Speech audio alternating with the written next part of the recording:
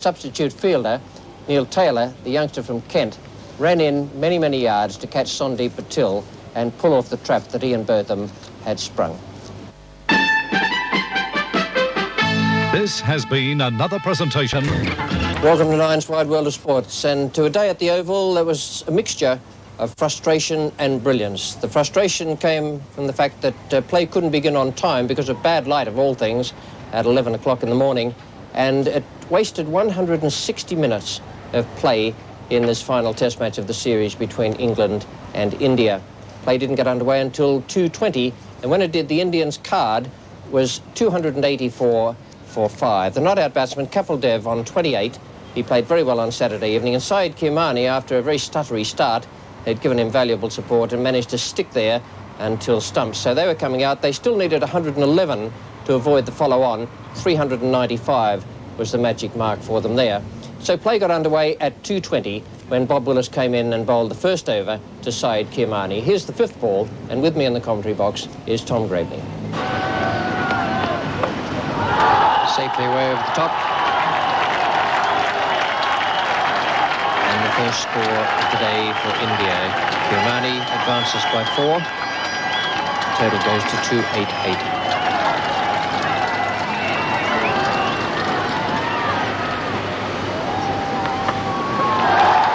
He's got it away in front of square.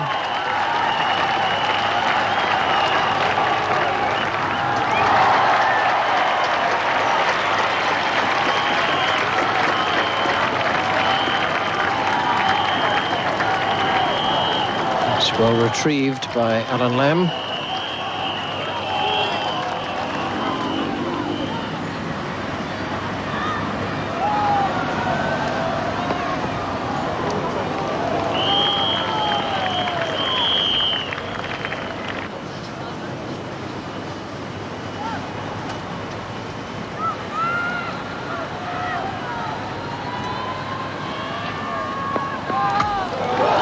No ball, and I don't think it made any difference.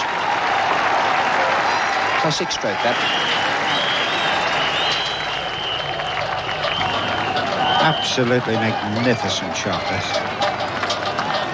It's got a beautiful swing of the bat, KAPIL. Very straight, right through the line. It can't be any better than that.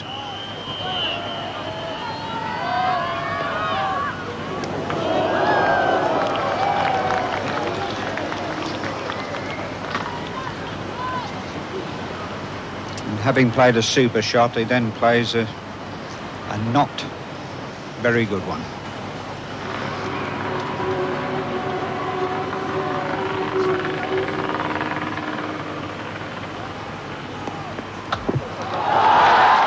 He hit that one even harder than the first one this over.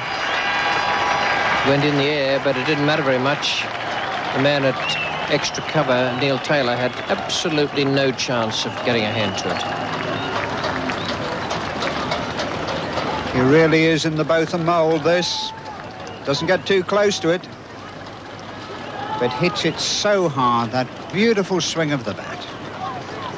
Back it goes. High and hard, and really speaking, unless he hits it straight at a fielder, he's absolutely safe. 90 needed now to save the follow-on.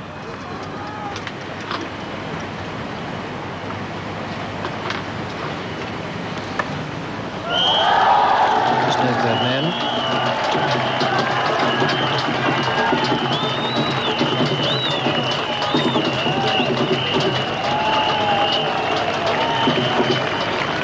Three to KAPIL. Takes him on now to 44.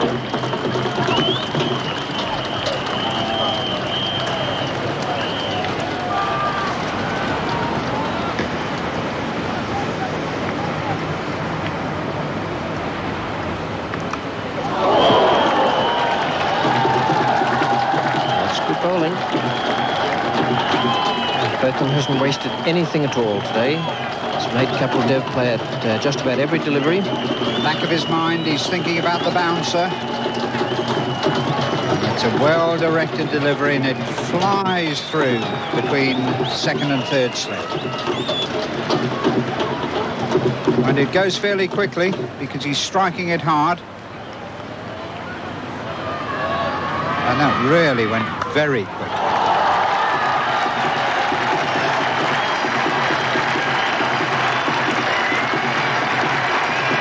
And there's generous applause from the England players for Kapildev's 50.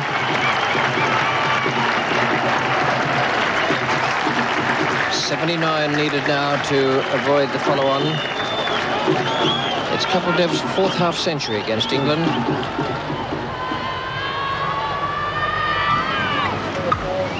Slower ball, only in the speed in which it was coming down towards Kapildev, because it's gone many a mile down the ground, right off the meat of the bat.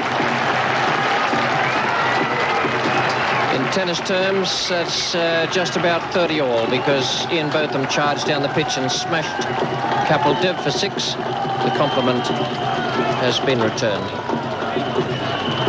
This really is a magnificent strike. It's a slower delivery. Kapildev waits and fetches it from about 18 inches outside the off stump.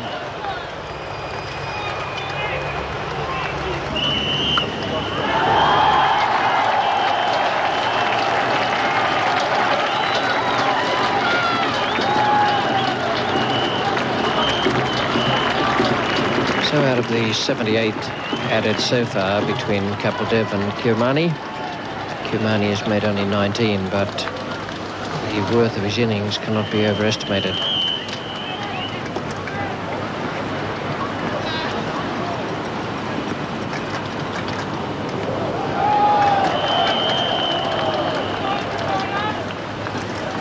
And that delivery went almost straight along the ground. Kapildev on 61. Pringle the bowler. And a chance. Missed, caught and bowled. Hit it, as you would expect, with a lot of power. But definitely goes down as a chance. And this not quite a half volley. And Kapildev looking for the drive all the time. And it came a little bit quick onto Derek Pringle.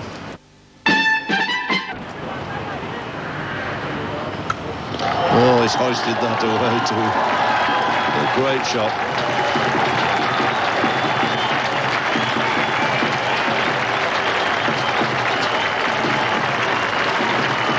Shot there, surely to bring the 350 up right down Ted Dexter Street.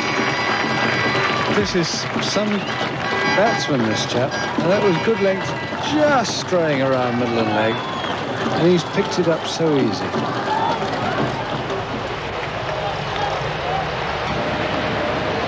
Finds the outside edge, first ball of Kirmani's bat, and they'll come through for 2.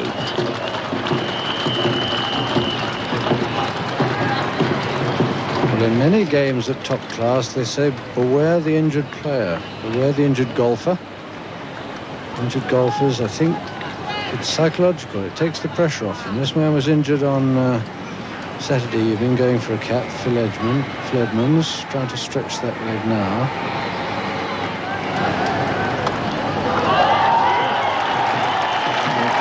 Enjoying that overpitched ball. Dropped it for 4.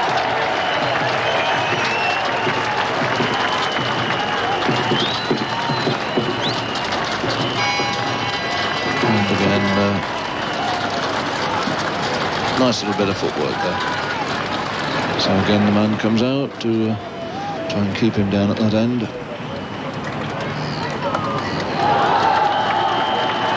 So if you can get 1, get 4, which is precisely what he's done.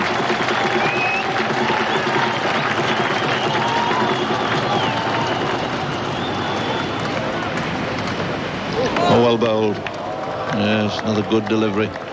Every now and again he's made one cut back quite sharply off the wicket. Well, Pringle has managed to move this ball all through the test match. He's taken a little stick, but he has moved it.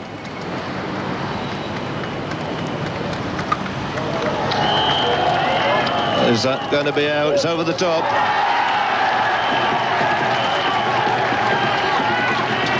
fact, it's 6.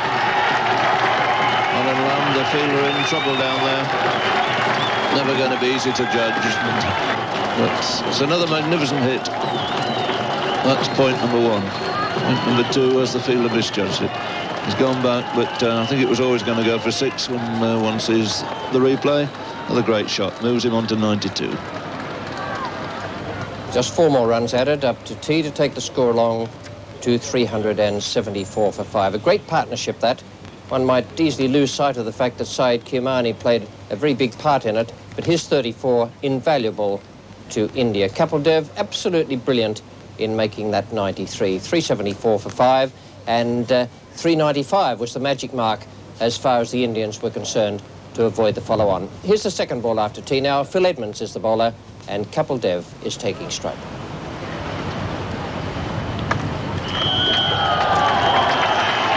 Giving that a fearful whack through the covers there. He didn't actually move his feet very much.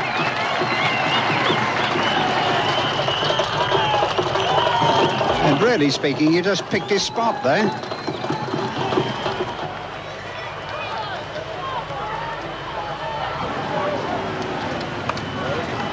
And there he's done it. Allett takes the catch. 97 to KAPIL. Full credit to the bowler. I'm a little sorry that KAPIL didn't get his 100 and then fall to Edmonds, because if anyone's deserved a century, it's that man walking out there now, for the way he attacked this task of avoiding the follow-on. 395 is the figure India need. They've made 378. And an absolutely superb innings from KAPIL. And that's the way he plays his cricket. Records don't matter. He plays his shots. He saw the half volley there. Drove, and it must have just held up a little bit. And he was caught at just behind point on the offside.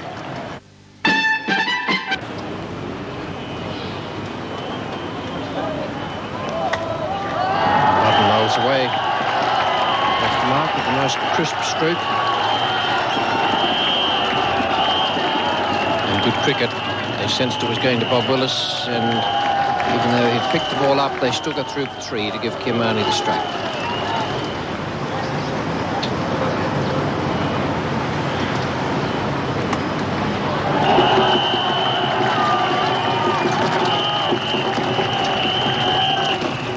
One more now to avoid the follow-on.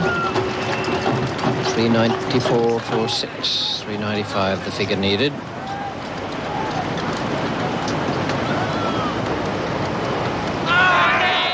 And he's gone. He doesn't want to go. He's being asked to go by the players who are surrounding him. He's not over delighted, Mudden Lull. Out for 5, caught Taylor bowled Edmonds. And a good delivery this. A little bit slower. Turned quite a bit. And everyone round the bat thought he'd hit it. Edmonds to Surunaik.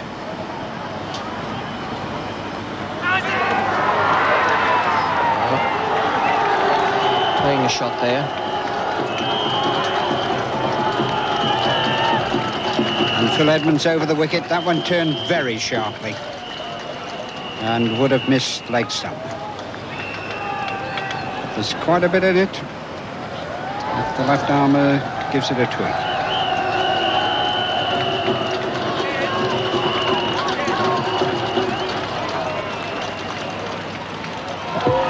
It's gone back onto the stumps, I think, and failed to remove the bail.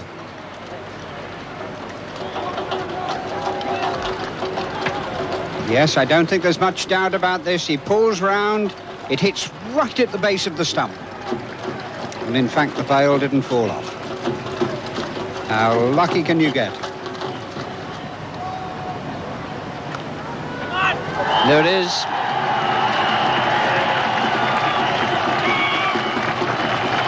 So India have avoided the follow-on. Done it To the touch of genius of Kapil Dev with that brilliant 97 and the great staying power of SYED KIRMANI, who's 43 not out, 395 for 7.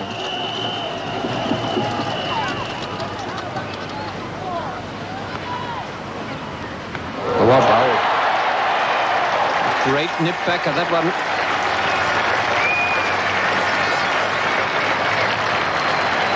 After an excellent innings, SYED KIRMANI goes for 43. 396 for 8, which is virtually 396 for 9. Dilip Doshi still to come. And India not quite out of the woods yet. And Paul Allott making the strike. KIRMANI backing away to cut. And that ball came back, and there was no way he was going to get down in time. Edmonds to Suranayak.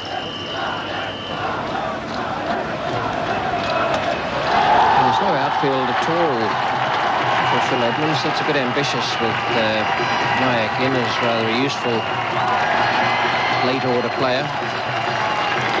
And certainly the left-hander is going to try and thrash so that he can get whatever's going before Doshi has to take straight.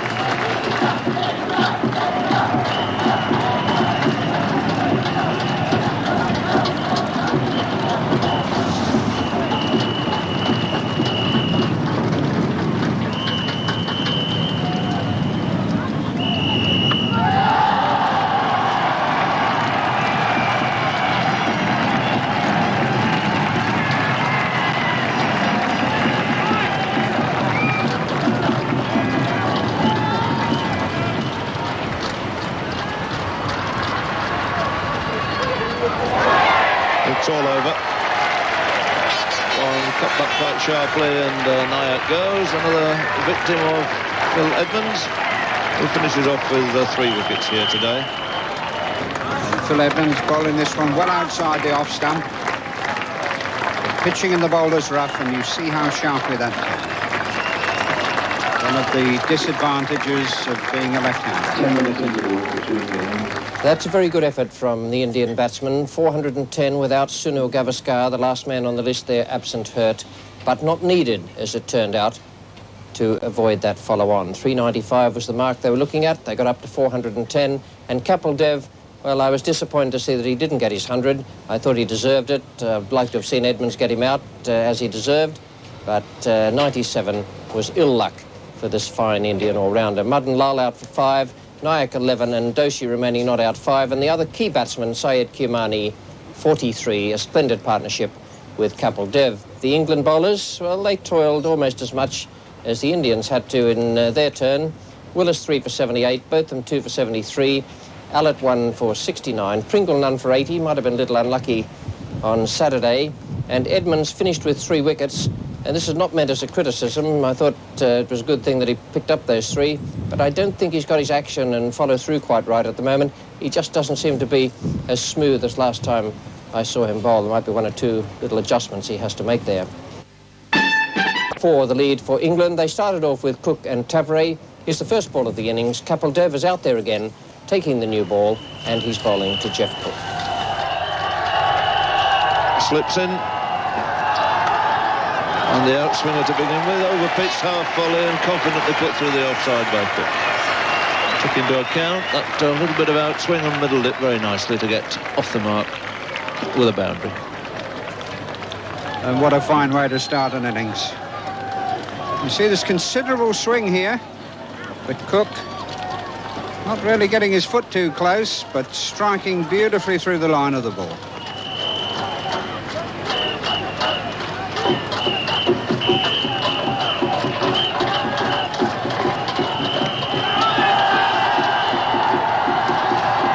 Big shot going up. Semblance there of a little touch on the bat first.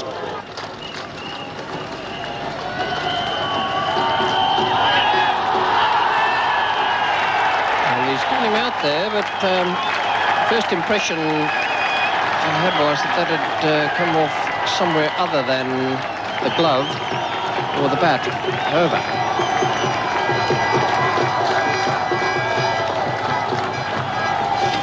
12 for 1. First wicket down, Jeff Cook. Is it his hand that is shaking, or is it just natural disappointment? Well, the rule here is that if it hits him clear of the glove on the arm, he would not be out. If it clips the glove, he would be out. Very hard for the umpire to distinguish one from t'other.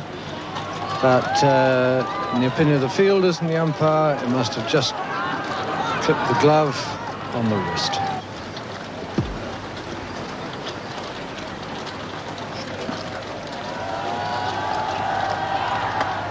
It's well bowled. It moved late. Kept going off the seam.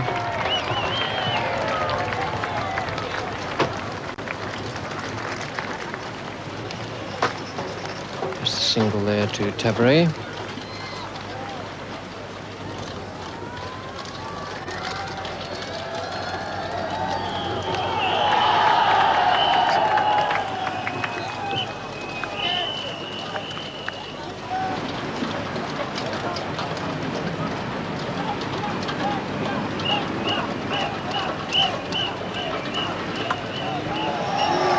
Need to run for that. Always a bit of a problem for someone being asked to bowl the last over of the day, or the last one before tea, or the last one before lunch. Problem there for Parker as well, because he's in the same spot where Gavaskar was so badly hurt the other day. And no more runs added than that over, 30 for 1, and that gives England an overall lead of 214. 16 to Alan Lamb. One very good boundary there at the end, and it took Chris Tavare a long time to make those 5 runs. One of the reasons was that Kapil Dev bowled so well.